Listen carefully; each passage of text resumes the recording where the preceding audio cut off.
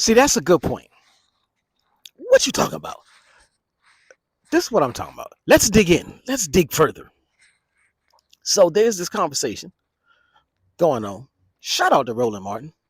But there's this conversation going on that, and he's always having it, but he's making a point about how the Democrats are not using anything to their advantage in an appropriate manner. They're not weaponizing, they're not maximizing their power.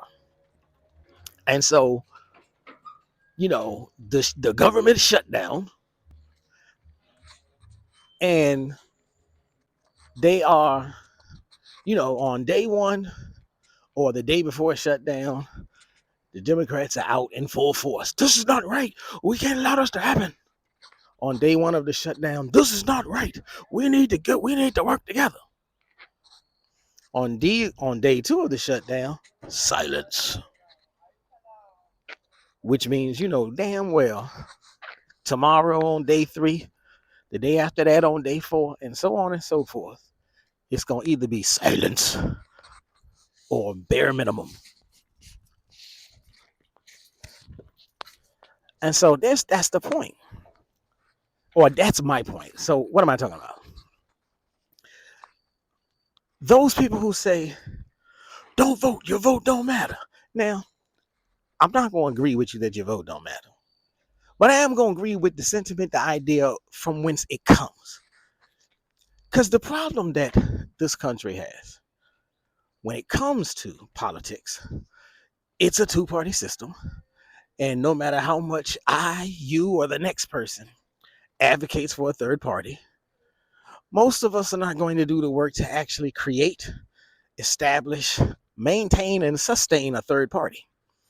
Even though we may talk about it, the amount of money, the amount of organization, the amount of manpower it requires to do that is almost unbelievable. It is a mechanism, it is a machine that does indeed require years upon years any of the viable third party organizations that do run campaigns here and there, locally, regionally, and every once in a blue moon on a national scale. And you see how poorly they've done. Now, I'll never say I don't advocate for third party politics. I'll always say I will advocate for third party politics, third party candidates, and especially I would love to see a black political party movement that doesn't get sidetracked and derailed. The last time we had one, Diddy tried to start it, and y'all see what happened with him. So, with that being said, okay, let me get back to this whole thing about the Democrats. They never maximize their potential. Now, I'm not talking about specific Democratic candidates or Democratic elected officials. There are some very strong candidates. I keep saying candidates. There are some very strong elected officials. Jasmine Crockett is one. AOC is one. The whole progressive side of the party there, the young progressive members are extremely strong in their positioning and extremely effective in their leadership and their strategies to get the word out, to get their word out. But the party on a whole, the machinery, the upper echelon,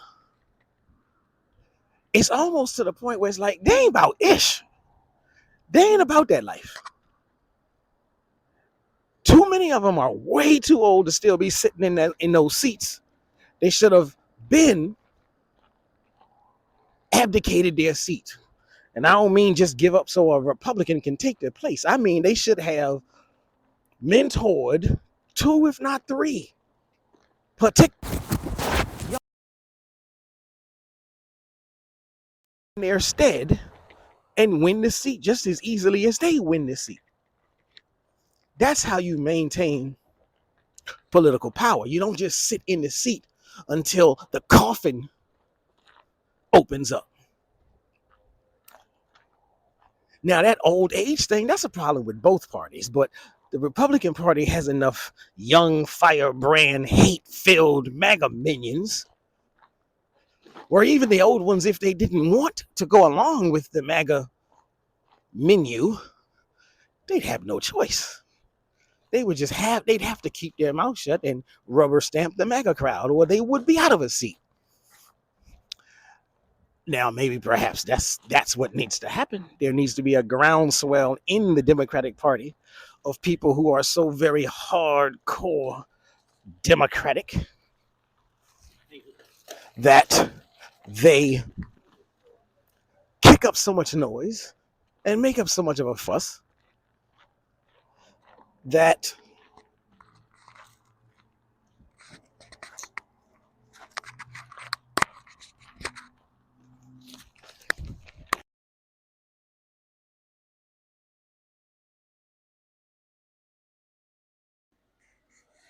so much noise that the older crowd of the Democratic machine, the upper echelon, those who sit in the highest seats of power in the Democratic Party, are scared.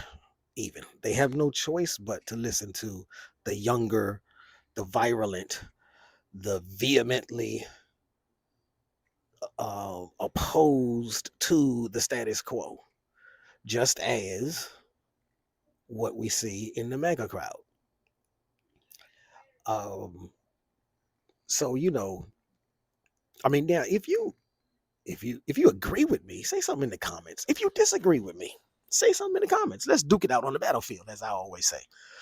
But understand what I'm saying, because I'm like, the whole thing is, if you really do believe in the idea of change and the idea and the necessity of change, then you how could you possibly believe in the necessity of change and then be comfortable with the way the Democratic body as a whole are handling things? Like, yes, it's great that we have the progressives. It's great that AOC stands up, Jasmine Crockett stands up. And I mean, I'm a little, even personally for myself, I'm a little upset at myself because I can't fire off the names of the other progressives. Although that might still be part of the problem. I know that there are other progressives. I've seen them. I've seen them on social media the same way I've seen Jasmine Crockett. Now, I will say I'm no longer a fan of legacy media, but if Jasmine Crockett knows how to become a household name on her own without the Democratic machine, if AOC knows how to become a household name on her own without the Democratic machine, and you can correct me if I'm wrong, maybe I did miss a couple of bulletins, maybe I did miss the newsletter where it was the Democratic machine that was putting these two individuals at the very least in front of the spotlight, or I really think they garnered it on their own, but I could be wrong. But if those two can do it, presuming I'm right, if those two can do it, then the rest can. So if again, if the need for change is so clearly obvious, bold print, smack you in your face obvious, then why is it that the Democratic machine always makes the wrong decision? They may draft up the right legislation, but they always make the wrong decision in execution. They always make the wrong decision in application. And so then it begs the question, because there is this school of thought where people say the Republican Party is just one wing on the same bird as the Democratic Party. And when you look at things like this bad decision making, it's like, wait a minute, well, you cannot think that that observation lacks credence, lacks validity, lacks viability. You cannot think that that's just somebody who's disgruntled with the system. No, that is a very keen observation when you consider just the whole idea. If you spend any time watching NBC crime shows, then you know good cop, bad cop. You know it's a scheme. You know it's a performance. And so Republicans play the bad cop, Democrats play the good cop. They both walk away getting what they want. And the person at the center of in the center of the interrogation room, so if you didn't catch my metaphor, that would be the American public. They the ones getting screwed. They the ones getting their hands tied, cuffed. They the ones getting a jail sentence, getting their liberties taken from them. I hope now you're following along the metaphor. And so again, you know, like I said, shout out to Roland Martin for at least making the initial observation. It did spark an idea in my own mind. And I feel like, okay, I'm going to grab that baton and just push the envelope a little bit further. Because he likes to say, or he likes to express it in such a way as to say, they're being stupid. I think we should come to the point where we realize this is not stupidity, ladies and gentlemen. It's the same thing when people say Trump is stupid. Now, personally, I get a little irritated when people say Trump is stupid because I don't think he's stupid. I think he is very calculating. I think he knows how to play to certain demographics. And he knows that if he says something outlandish, he knows that if he says something stupid, it's going to derail, it's going to sidetrack all of the serious commentary. They're going to get sidetracked and start talking about the stupidity of the statement and the idea and the actions. And now they're no longer talking about the Epstein files. Now they're no longer talking about the DC takeover because he can't say acetaminophen. They rather spend their time talking about his stupidity. I think he knows this. He plays the American public. He plays the MAGA crowd. He plays the Democrat crowd. He plays everybody. It's quite a finesse.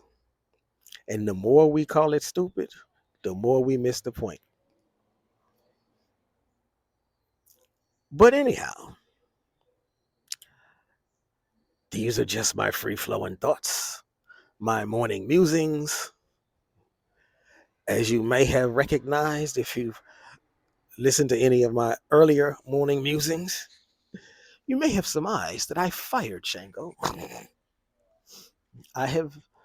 He's been demoted to cage duty.